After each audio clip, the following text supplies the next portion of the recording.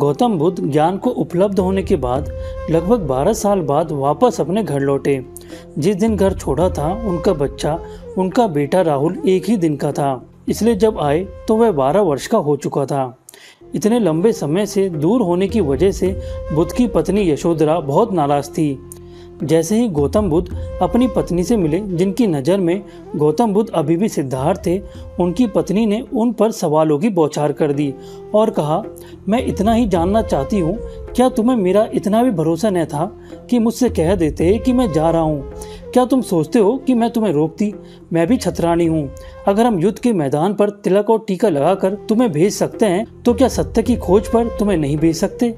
तुमने मेरा अपमान किया है, बहुत बुरा अपमान। आखिर तुमने मुझसे कुछ पूछा क्यों नहीं? तुम कह तो देते कि मैं जा रहा हूँ, एक मौका तो मुझे देते, देख तो लेते कि मैं रोती हूँ, चिल्लाती हूँ, रुकावट डालती हूँ या फिर नहीं। कहते हैं कि बुद्ध से बहुत लोगों ने बहुत तरह के प्रश्न पूछे होंगे, मगर जिंदगी में यह एक मौका था जब वो चुप रह गए, जवाब न दे पाए। और यशोधरा ने एक के बाद एक तीर चलाए और यशोधरा ने कहा कि मैं तुमसे दूसरी यह बात पूछती हूँ कि जो तुमने जंगल में जाकर पाया, क्या तुम छाती पर हाथ रखकर कह सकते हो कि वह यही नहीं मिल सकता था? यह भी बुद्ध कैसे कहें कि वह यहाँ नहीं मिल सकता था, क्योंकि सत्य तो सभी जगह है।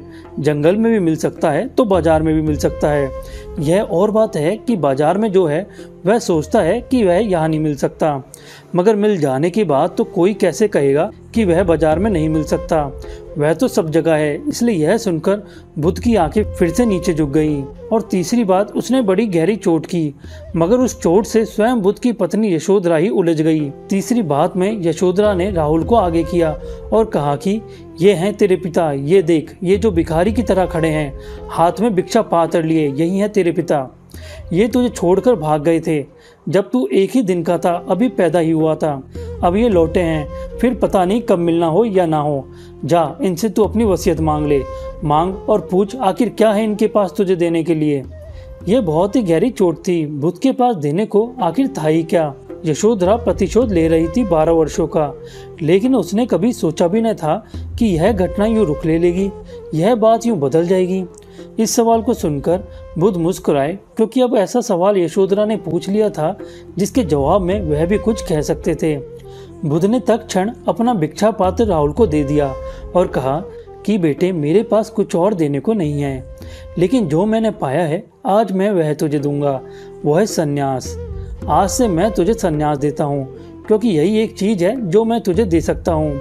ऐसा कहकर बुद्ध ने अपने 12 वर्ष के बेटे को संन्यास्त कर दिया। ऐसा सुनकर मोहजाल में फंसी यशोधरा के पैरों से जमीन खिसक गई। उसकी आंखों से अश्रुधारा बहने लगी।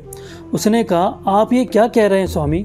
जवाब में बुद्ध ने कहा, आखिर जो मेरी संपदा है, जो मैंने इतने वर्षों में पाया है, आखिर वही तो मैं दे सकता हूँ।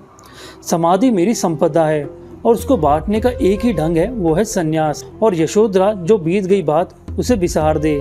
आया ही इसलिए हूँ कि तुझे भी ले जाऊं उस सत्य के मार्ग पे जो हर मनुष्य का परम लक्ष्य है, अर्थात मुक्ति के मार्ग पर। अब राहुल का जाना तो तय हो गया है, इसलिए कहता हूँ कि तू भी चल। जिस संपदा का मैं मालिक हुआ हूँ उसका भी तुझे आज मालिक बना देता हूँ। और सच में ही यशोधरा ने सिद्ध कर दिया कि वह भी एक छतरानी है। तत्क्षण ही वह पैरों पर झुक गई। उसने कहा, मुझे दीक्षा दे स्वामी। और दीक्षा लेकर भिक्षुओं में, सन्यासियों में यूं खो गई कि फिर उसका कोई उल्लेख नहीं आता। कभी भी उसने सन्यासियों में यह प्रकट नहीं होने दिया कि मैं बुद्ध की पत्नी हूँ, मैं विशिष्ट हूँ, मैं खास हूँ। वह यूं खो गई कि बौद्ध शास्त्रों में इस घटना के बाद उसका फिर कोई उल्लेख नहीं आता। कैसे जिया, कैसे मरी, कब तक जी, कब मरी, कुछ पता नहीं चलता। वह सारे सन्यासियों की भीड़ में चुपचाप एक हो गई, यूं लीन हो गई, यूं डूब गई कि मानो यशोधरा नाम की बुद्ध की पत्नी कभी थी ही नहीं। धन्यवाद। स्वस्थ रहें, खुश रहें। जय श्री कृष्णा।